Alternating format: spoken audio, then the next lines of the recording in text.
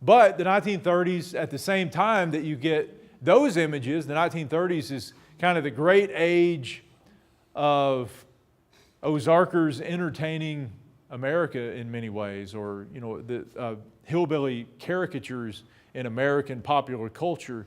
It's the age of Dizzy Dean, the great Cardinals Hall of Fame pitcher of the 1930s.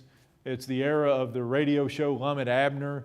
Both of these were, in their own ways, kind of hillbilly characters. Dizzy Dean was actually from the Ouachita's, not the Ozarks, but he was associated in pop culture as kind of a hillbilly character. People liked the way he talked. His bad English teachers didn't like the way he talked, but he was a colorful character, and told big stories and all that kind of stuff. Lum and Abner, one of the most popular radio shows of the 1930s and 40s. Again, these two small town, rural characters who were kind of good hillbilly characters, the good side of the hillbilly image. They were nice and honest and just kind of salt of the earth people in this small town who usually, because of their own honesty and good-heartedness, never made any money, ended up losing money to their customers at the store that they owned. But all of these are part of the image. We've talked about the Weaver brothers and Elviry in here, and their kind of hillbilly troupe that they had, theater troupe that they had during the vaudeville era, and they played up that hillbilly image a lot. But again, their playing up the hillbilly image was similar to like the Beverly Hillbillies. If you remember the show from the 1960s, the Beverly Hillbillies, if you remember that show, there was stereotyping, to be sure, on that show, but the hillbillies always win in the end. They always come out on top. Jed Clampett, the patriarch of the hillbilly family, is always the smartest guy on the show, even though he's uneducated. And so it depends on, again, the perspective you bring to the show. I've never seen the Beverly Hillbillies or the movies that the Weaver brothers and Elviry did as negative portrayals of the Ozarks or of hill people in general. I've always seen them more as positive sorts of things. That's right. And if you ever get to watch any of the Weaver brothers and Elviry movies, they're almost all like the same premise as the Beverly Hillbillies, where it's always the rich people or the city folks who come off looking bad. They look shallow and dishonest and often just stupid. And usually, the country folk always come out on top in these things. And so again, that stereotype, there's stereotyping involved, but as often as not, it's positive stereotyping.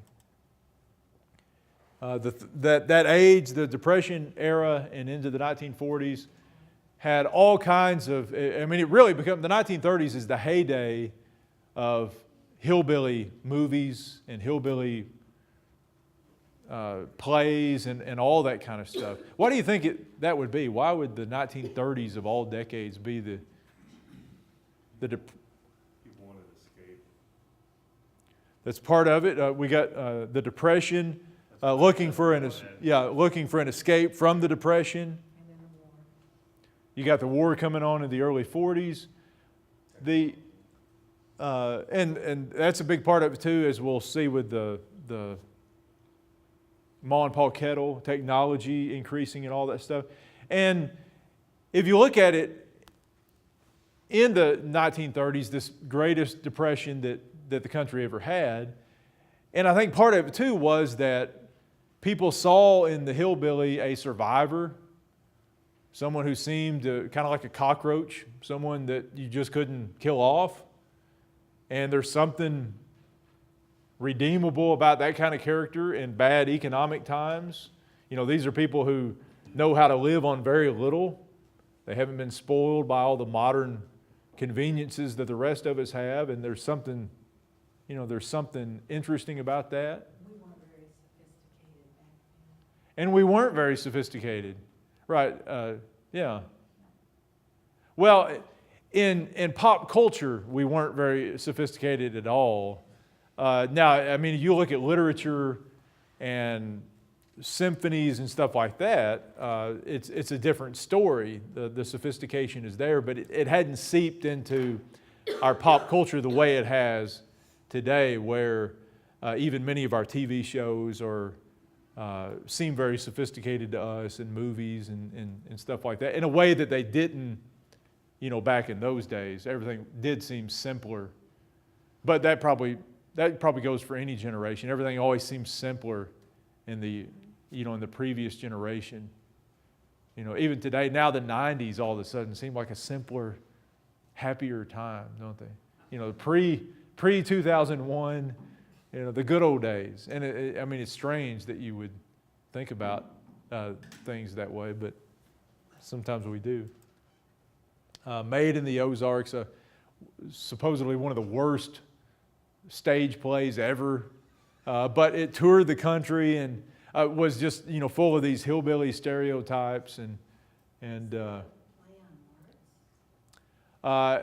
it's actually right made made in the Ozarks about who knows what it was. All the reviews you read about it were just absolutely terrible, so it must just been the worst thing ever. Yeah. But I'll get that up there. And then, of course, you have, again, movies that are set in the Ozarks. The Shepherd of the Hills is famously made into a film starring John Wayne, one of his early kind of big, marquee roles. And then you've got kind of the spoof version of Shepherd of the Hills, Shepherd of the Ozarks, and you can see there's a typical hillbilly character. But again, this is the Hollywood poster that comes out. If you watch the movie, the hillbillies in the movie, the Weaver brothers and Elvira, come out on top in the end and are more the heroes than the butt of the joke in any of this.